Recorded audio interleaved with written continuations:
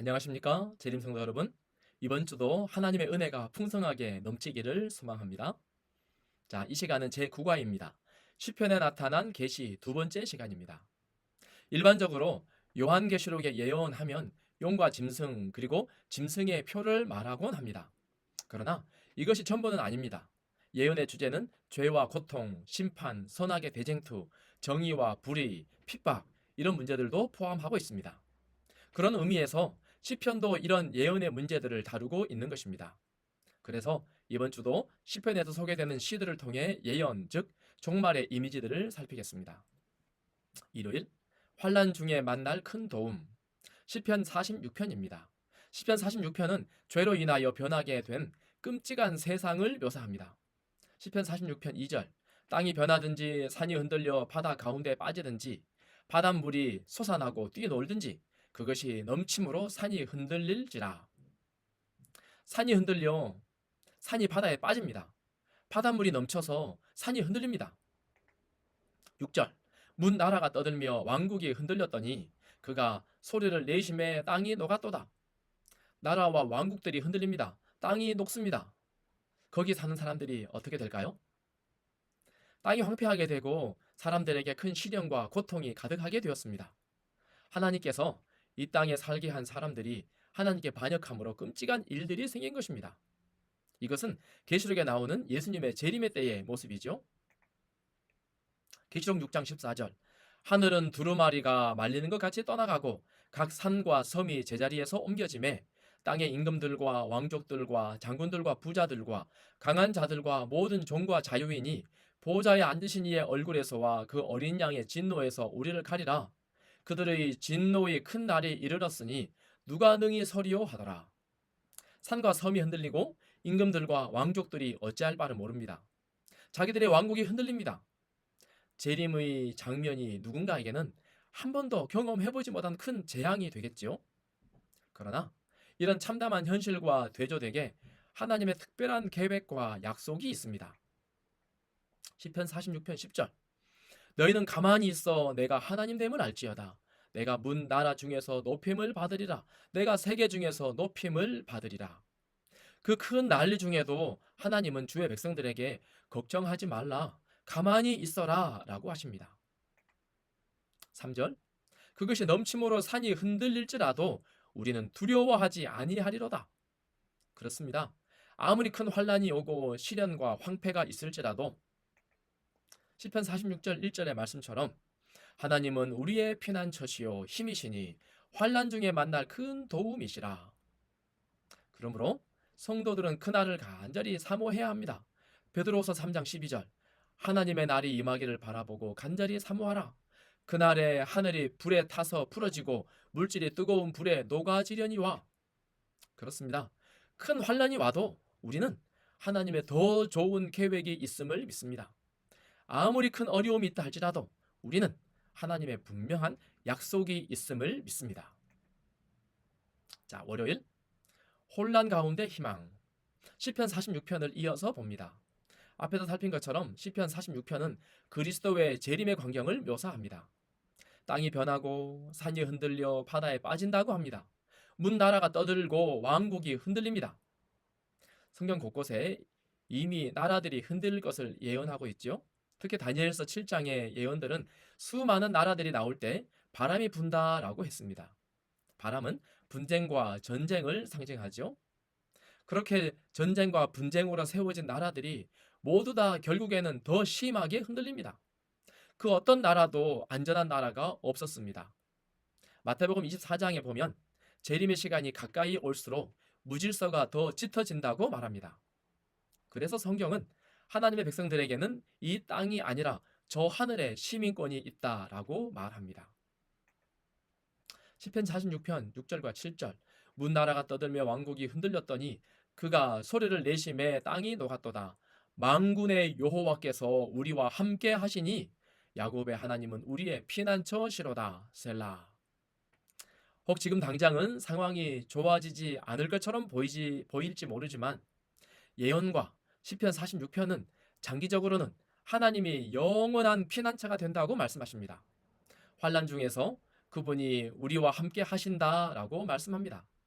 얼마나 다행이며 얼마나 감사한 일입니까? 자, 화요일 그의 발 아래. 시편 47편을 보겠습니다. 2절과 3절. 지존하신 여호와는 두려우시고 온 땅의 큰 왕이 되심이로다. 여호와께서 만민을 우리에게, 나라들을 우리 발 아래에 복종하게 하시며. 여기서 발은 소유권을 나타내는 표현입니다. 창세기 13장 17절. 너는 일어나 그 땅을 종과 횡으로 두루 다녀보라. 내가 그것을 내게 주리라. 하나님은 야곱에게 발로 두루 다니는 곳을 그의 소유로 주겠다고 약속하셨습니다. 또 욥기에서 하늘 회의에 사단이 왔더니 하나님께서 사단에게 내가 어디서 왔느냐 하고 물으십니다. 그때 사단이 뭐라고 대답하죠? 욥기서 1장 7절. 땅을 두루 돌아 여기저기 다녀왔나이다. 땅을 두루 돌아다닌다라고 하는 것은 그 땅의 소유권이 자기에게 있다라고 지금 말하는 것입니다.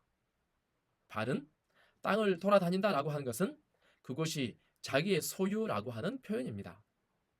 그래서 시편 47편에 나라들을 우리 발 아래에 복종하게 하시며 라고 하는 표현은 결국에는 이 땅의 소유권을 사단에서 하나님에게로 다시 찾아오셔서 원상복귀시키겠다라고 하는 말씀인 것입니다. 그리고 그분의 발이 감람산에 서게 됩니다. 스가랴 14장 4절. 그날에 그의 발이 예루살렘 앞 곧 동쪽 감람산에 서실 것이요. 엘렌 화이트는 이 표현을 가지고 장차 천년계가 마쳐질 때 그리스도의 발이 감람산 위에 설 것이다 라고 묘사합니다.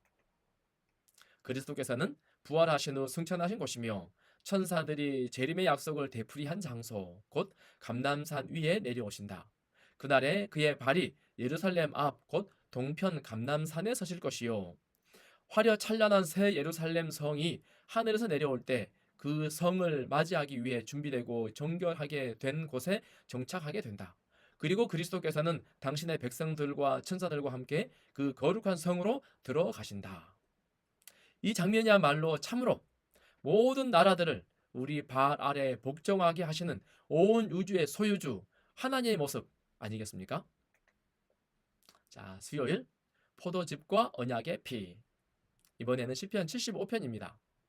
4절부터 내가 오만한 자들에게 오만하게 행하지 말라 하며 악인들에게 뿔을 들지 말라 하였노니 너희 뿔을 높이 들지 말며 교만한 목으로 말하지 말지어다. 여호와의 손에 잔이 있어 술 거품이 일어나는도다. 속에 섞은 것이 가득한 이 잔을 하나님의 쏟아내시나니 실로 그 찌꺼기까지라도 땅의 모든 악인이 기울여 마시리로다. 시편 75편은 하나님의 악인들을 심판하시는 장면을 묘사합니다. 이들을 심판하는 이유는 오만, 뿔을 높이 쳐드는 것, 교만한 목으로 말하는 것, 한마디로 권력 남용입니다. 하나님께서 모든 것의 근원, 주인이시지만 타락한 자들은 제 마음대로 자기 중심적으로 삽니다. 이들은 우주의 존재 법칙인 남을 위하여 살지 않습니다. 하나님의 영광을 위하여 살지 않습니다. 대신에 자기가 신인 것처럼 행동합니다. 이들은 주인이신 하나님을 공격하고 성경의 관점을 짓밟습니다. 남성, 여성 이렇게 나누어진 성별의 개념은 물론이고 기본적인 도덕의 가치까지도 심각하게 공격합니다. 결국 하나님은 이들을 향하여 그 진노의 잔을 높이 드시고 그 찌꺼기가 하나도 남지 않게 기울여 이 악인들에게 마시게 하십니다. 이것은 계시록 14장의 장면이죠. 하나님께서 악인들을 심판하십니다. 14장 10절. 그도 하나님의 진노의 포도주를 마시리니 그 진노의 잔에 섞인 것이 없이 부은 포도주라. 거룩한 천사들 앞과 어린 양 앞에서 불과 유황으로 고난을 받으리니 그 심판에 참여하지 않는 우리 모두가 되기를 간절히 소망합니다. 교회 증언 5권에 이런 말씀이 있죠. 천국에서 모은 사람, 그리스도의 정신이 전혀 없고 질투, 시기, 또한 칭찬과 인기를 사랑하는 마음이 그들을 지배하고 있음에도 불구하고 그들 자신의 업적 때문에 교만으로 충만한 독선적인 형식주의자들보다 하늘나라에서 더 먼 사람은 없다. 그들은 요한이 독사의 자식, 악한 자의 자녀들이라고 말한 것과 동일한 계층에 속한다. 이런 사람들은 눈에 띄지 않고 의심을 받지 않은 채 우리들 사이에 존재한다. 그들은 가장 부도덕한 방탕자보다 더 효과적으로 사단의 사업에 봉사한다. 교회 증언 5권 226쪽. 자, 목요일 주의 구원을 알게 하소서. 시편 67편입니다. 1절과 2절. 하나님은 우리에게 은혜를 베푸사 복을 주시고 그의 얼굴빛을 우리에게 비추사. 셀라.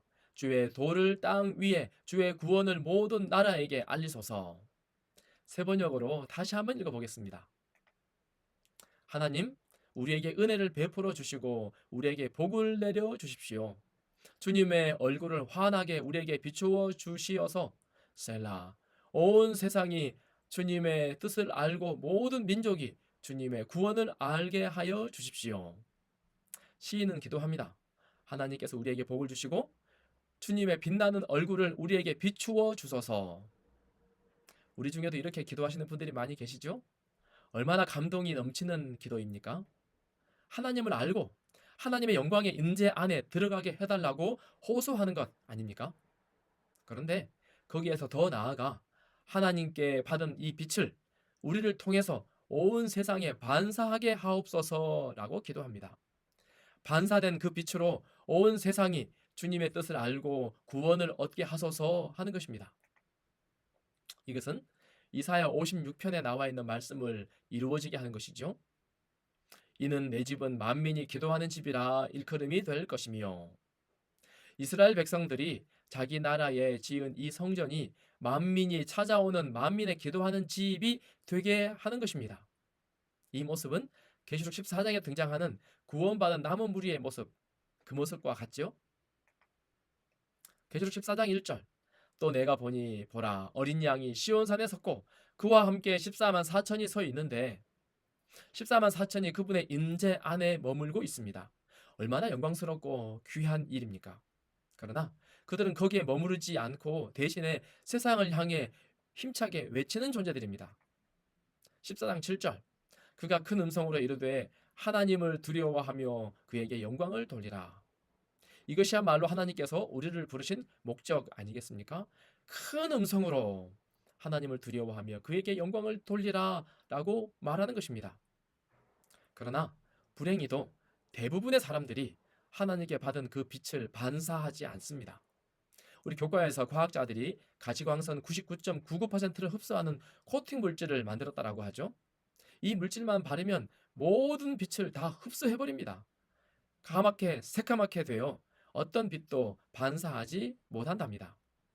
구약의 이스라엘뿐 아니라 2000년 기간의 교회 역사에서도 하나님의 백성들이 이 코팅된 물질이 발라져 있는 것처럼 하나님의 빛을 받기는 하지만 그것을 거의 반사하지 못했습니다. 때때로 우리는 특별한 은혜로 하늘 가는 비행기 티켓을 구매하고 VIP 출발 라운지에서 대기하고 있는 사람들과 같습니다. 창 너머로는 세상 사람들이 시끄럽고 복잡한 출국장에서 서성입니다. 어찌할 바를 알지 못하고 그 비행기를 타기 위해서 전혀 준비되어 있지 않은 모습들을 봅니다. 하지만 라운지에 앉아 있는 성도들은 이들을 바라보면서 아무런 문제의식도 느끼지 않습니다. 참 불행하고 답답한 모습 아니겠습니까? 젊은이들이여 주님을 알기 위해 계속 따르라. 그리하면 그의 나오심은 새벽별같이 일정한 것을 알게 될 것이다. 꾸준히 향상을 꾀하라. 구주와 같아지기를 열렬히 노력하라. 그리스도를 믿는 믿음으로 살라. 그분께서 하신 일을 하라. 그분께서 위하여 자신의 생명을 내어 놓으신 영혼들을 구원하기 위하여 살라. 그대들이 만나는 모든 사람들을 다각도로 돕고자 애써라. 향상을 위해 끊임없이 노력하라. 참 우리에게 굉장한 도전을 주는 말씀이죠. 우리 모두 이 명령에 즐겨 순종함으로 하나님의 얼굴에서 비치는 그 빛을 온 세상에 우리 모든 주변에 부지런히 비추는 그런 성도들이 되기를 간절히 바라며 교과를 마치겠습니다. 감사합니다.